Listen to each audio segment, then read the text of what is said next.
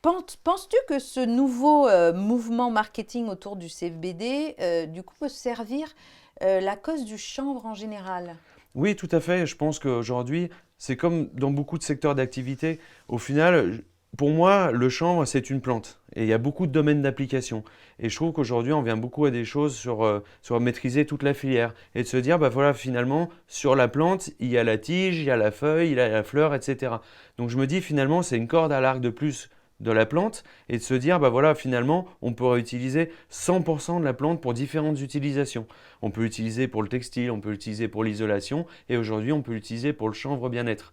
Donc je trouve qu'aujourd'hui, ça va vraiment servir la cause et surtout, finalement, le chanvre, c'est une plante, on entendait peu parler, finalement. Il y avait le côté cannabis qui était très cloisonné depuis des années pour les côtés psychotropes, etc.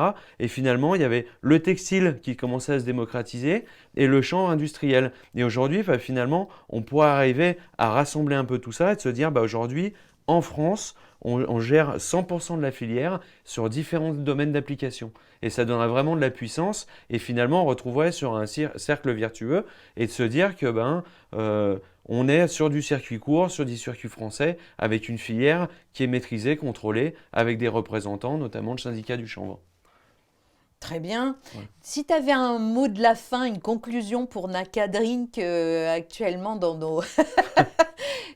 Qu'est-ce que tu aimerais? Si je te donnais une baguette magique, alors pas une baguette en chanvre, hein, peut-être, mais pourquoi pas, hein? Tu dirais quoi?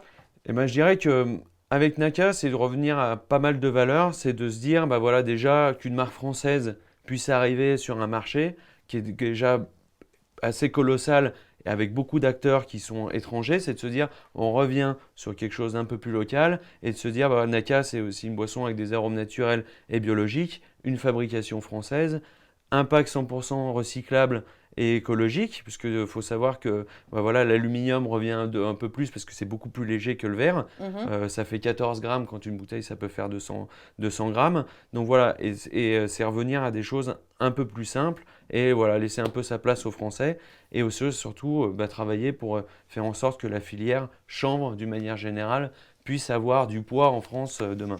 Oui, je pense que ça s'inscrit dans la préoccupation des Français.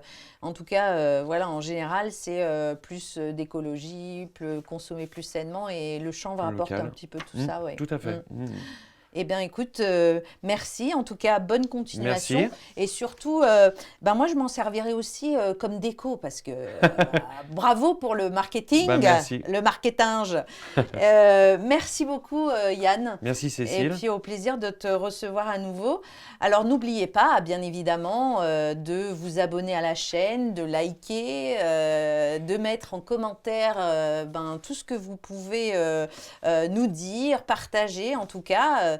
Essayez la boisson Naka Drink et puis mettez-nous ce que vous en pensez. En tout cas, Yann sera très preneur de toutes vos petites remarques en Tout tout à fait.